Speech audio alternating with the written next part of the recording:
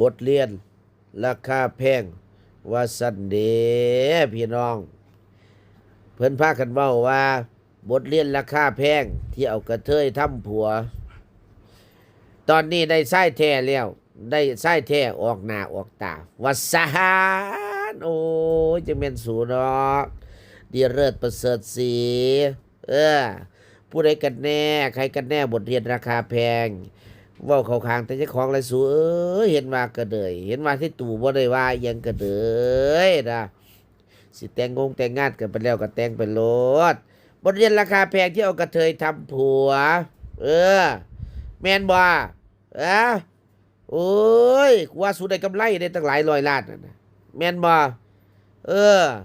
จากคนที่บ่ได้เชิดหน้าชู้ตากลายเป็นเชิดหน้าชู้ตาในสังคมแต่ก่อนบ่มีคนรู้จักกลายเป็นคนรู้จักกันทั่วประเทศใช่ไหมเขาว่าจังสี่ครับพี่น้องบทเรียนราคาแพงครั้งหนึ่งในชีวิตเธอเคยเอากระเทยทำผัวตอนนี้เธอเอาชายแท้ทำผัวตบแต่งกันออกหน้าออกตาฉันเชื่อว่าชีวิตเธอช่วงนี้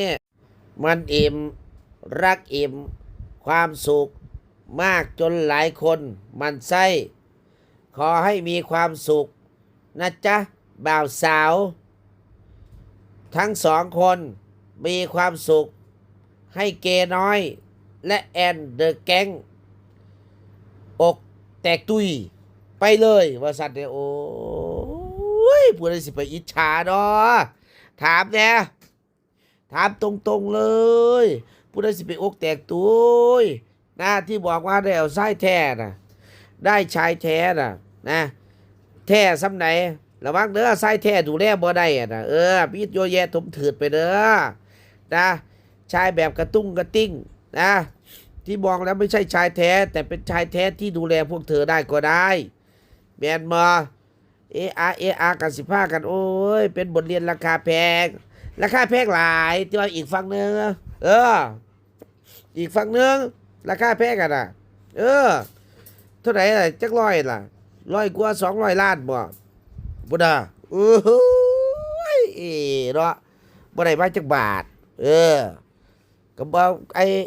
ก็พากันเว้าเด้ก็เงินของของเมียไงว่าซั่นเด้ของอดีตเมียไงจะมาเอาอะไรว่าซั่นเด้สูได้ยินคำว่าเงินกองกลางบ่หาสูอย่าสิปึกหลายอันที่บอกว่าบทเรียนราคาแพงบทเรียนราคาแพงเอากระเทยทำผัวเด้อโอ้ยสูแต่สูไปงานเขาสีซื้อสูก็ไปงานเนาะแม่นบ่อันนี้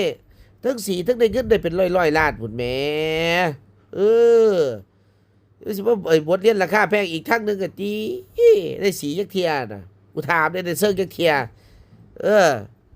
เงินก็บ่ได้นี่ซ้ำบ่ได้แบ่งมาซ้ำลูกก็พ่อยังยากกว่าที่นี่นะบอกเลยว่าบทเรียนราคาแพงที่เอาสาวเฒ่าเนี่ยเป็นเมียน่ะนั่นแหละเอาคนที่แบบว่าบ่ได้คบกันโดนๆแล้วก็ทุ่มเทเขาเบิดเท่าน่ะนะระวังสูถึงบทเรียนราคาแพงกันล่ะสูอันผู้ใดเว้าว่าจังซี่ก็ขอให้กลับน้ำสนองสูล่ะสิได้ฮู้ว่าบทเรียนราคาแพงเป็นจังไดเป็นผู้ถูกกระทำเบิดปีละสูแต่พวกนี้ตู่เป็นผู้ฝ่ายกระทำสูเบิดปีล่ะได้ไส้แท้แต่งออกดาออกตาแต่งไปโลดจ้าแต่งกระสร้างทนนะเจ้าบ่าวบ่รอพ่อดีเฮ็ดหน้าเบิ่งหน้าละเฮ็ดชีวิตนะสภาพอยู่กันโดดเด้อไม่เท่ายอดทองกระบอกยอดเพชรพุ่นน่ะสิบ่บอกว่าให้พวกที่ตู่อกแตกตุยบ่มีอกแตกตุยจ้ากูยินดีนะพวกสูเลยนะให้สูได้กันโดนๆให้สูฮักกันโดนๆพุ่นน่ะ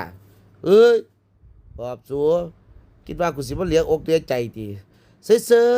ยๆนะซุมื้อเนี่ยนะฮะซุมื้อสูยังเผยนั่นเผยนี่ออกมาเรื่อยๆเรื่อยๆเรื่อยๆอยู่นั่นแหละเผยความลับเผยนั่นเผยนี่ออกไปให้เขาเห็นอยู่นั่นแหละเผยสิ่งที่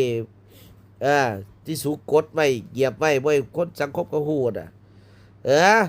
ไปพากันแต่งกันออกหน้าออกตาเชิดชู้เชิดหน้าเชิดตากันไปนะแรกๆก็เป็นจังซี่เบิดล่ะพอโดนๆไปเดี๋ยวสู้ก็สิรู้กว่าจะรู้ใจแทบสลายเงินที่หามาได้ มันไปทั้งไหนเบิดแล้